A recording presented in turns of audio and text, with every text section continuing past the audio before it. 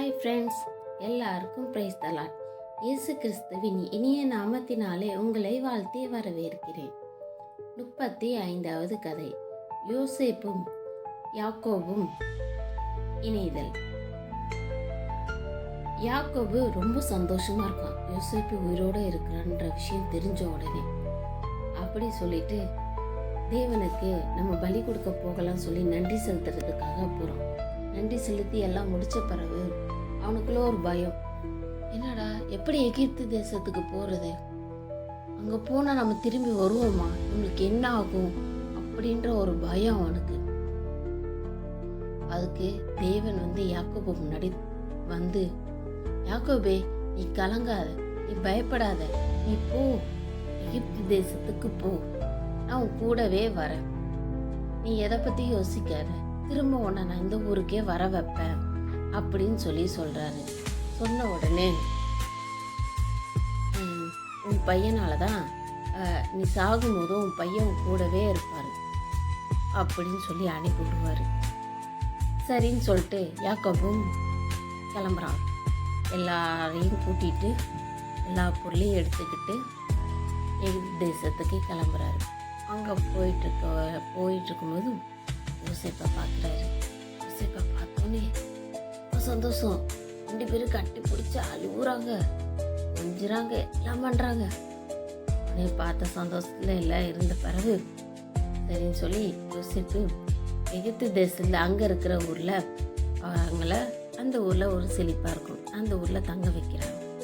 எல்லாரையும் தங்க வச்சுட்டு இவங்க எல்லாரையும் அதில் ஒரு 5 பேரை மட்டும், அண்ணன்களை மட்டும் கூட்டிகிட்டு ராஜா முன்னாடி போகிறான்.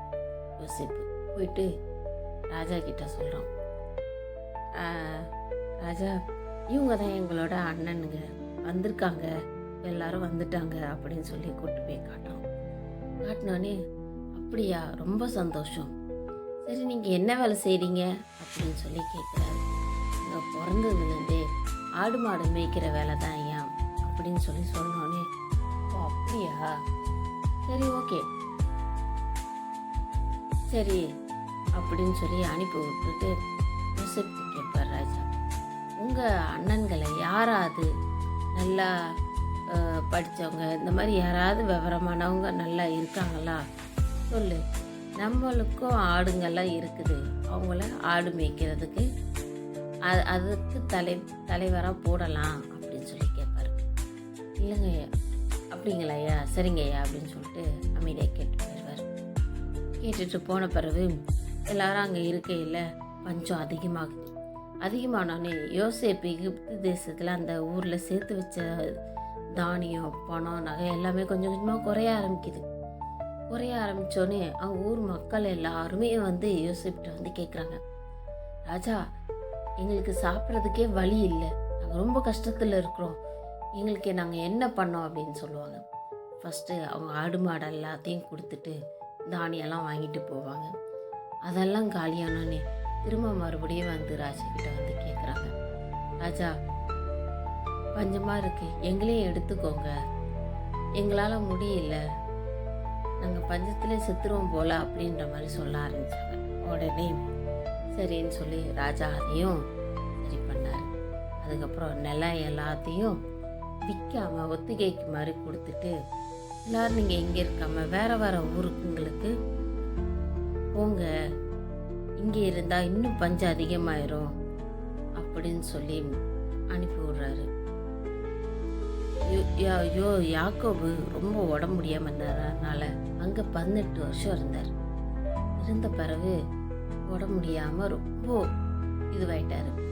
யோசிச்சு சொல்கிறார், எல்லாருக்கிட்டையும் சொல்கிறாங்க, நான் இங்கே இருந்து சாக மாட்டேன், எங்கள் அப்பா அம்மா எங்கே உயிரை விட்டாங்களோ அங்கே தான் நான் போய் சாவேன், என்னை அங்கே கொண்டு போங்க, நம்ம ஊருக்கு போகலாம் வாங்க அப்படின்னு சொல்லி கூப்பிட்றாரு யாக்கோபு.